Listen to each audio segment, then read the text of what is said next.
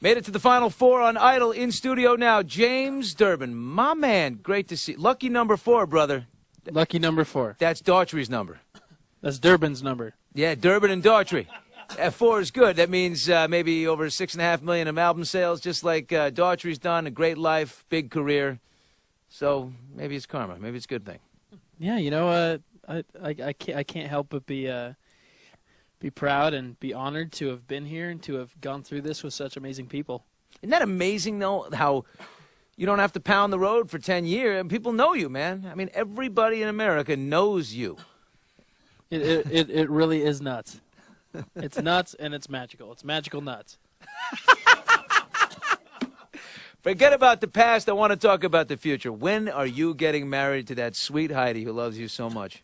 I don't know yet. You know, it's it all depends on you know, tour and this and that and album and, you know, whenever there's time. But you know, it's gonna happen.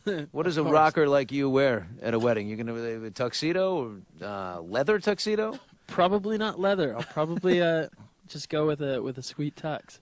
That's awesome. Stefano was here. He's your best man, right? Yeah, Stefano's going to be my best man, and Paul's also going to be one of my groomsmen. So, you know, no matter what I wear, it has to try and show up Paul, because you know Paul's going to show up in either the white or the black suit. With the play, how did you just bond really tight with Stefano? I mean, how did this happen? Because you didn't meet him that long ago.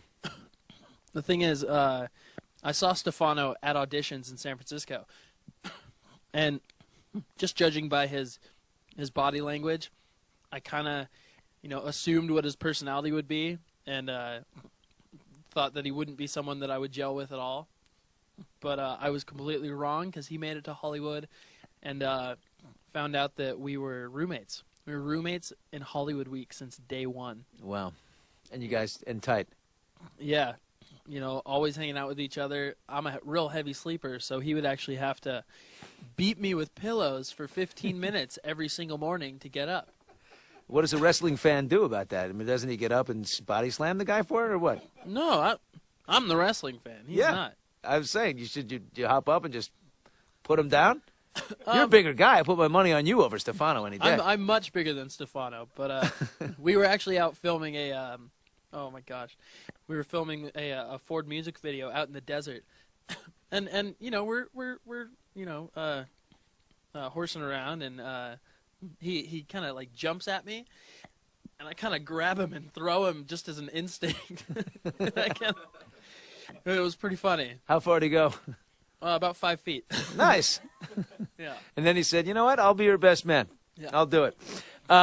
So now you got the Idol tour.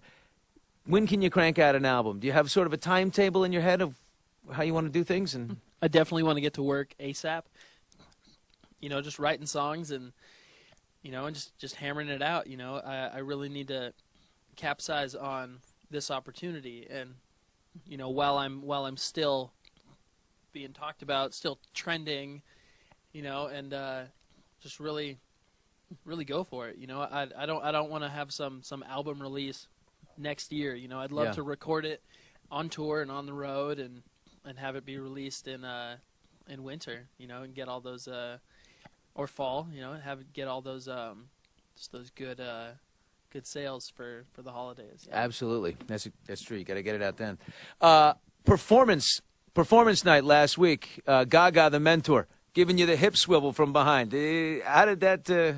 Was that cool? Were you comfortable with that? It was awkward. Not gonna lie, it was very, very awkward. What did you? But only Gaga. You know, it's expect the unexpected with that one is what I should have been. You see her coming towards you, you're like, oh man. Oh, tell me about her. Oh man, maybe not. Her pumps. The pumps that she was wearing were very inappropriate. There's a child in the room. There is. I just realized that. Can we just agree that they're inappropriate? Yes. So typical. One of the Idol people probably, thank God they caught that. That would have been horrible.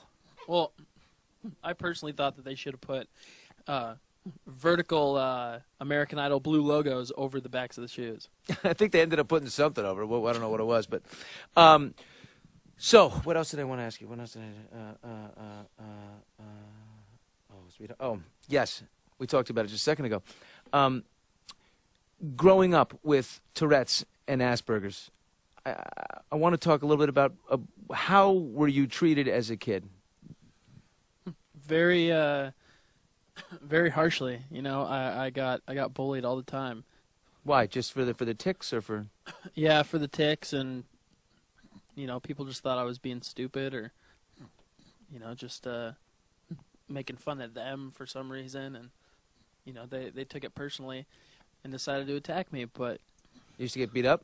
yeah, I used to get beat up because people thought that I was looking at them the wrong way. And is that what led you to take medication and things like that? And No, the medication was for sleep disorder and for, you know, just everything, and just to kind of calm me down. And when I was 16, I was just, you know what, no more of this. You know, I'm over the medication. It's controlling me. I'm not going to be controlled by some man-made substance. You know, it's a drug. It's not natural. So I just stopped taking them, and that's not good to do. You should wean yourself and slowly, you know, lower it. But I just completely stopped, and I went a little crazy for a little bit, but then I got, you know, on a good track, and that's where I've been for the past, 6 years. oh wow, Yeah, it's nuts. good for you.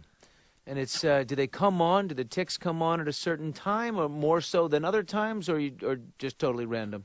The tics usually come on a lot stronger when I'm under stress, when I haven't slept, like now. No. Yeah, 'cause, but on either end, But I'm feeling good. now. I'm feeling good, and I'm optimistic prime. it never come on. I never see when you're performing though. It's never when you're singing, right?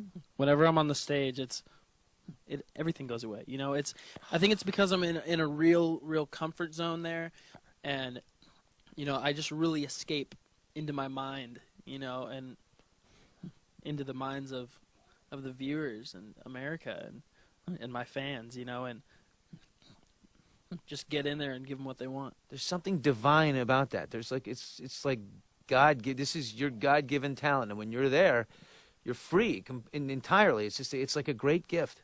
Exactly, and that's why I feel so blessed to have, you know, gotten here this season, especially, you know, Steven Tyler as a judge and Jimmy Iovine on board, you know, as an on-call mentor, and you know, I mean, we've butted heads, you know, before, Yeah. but we have a real father-son relationship. You know, there's sometimes we butt heads, but we always end up making up. Isn't that great? One of my favorite moments of the season was Jimmy Iovine tells you what to do, and you said, "No, I'm not doing that." It's just no one tells Jimmy Iovine no. Yeah, and He respected it. he did, yeah, and so it was a good feeling. Good for you.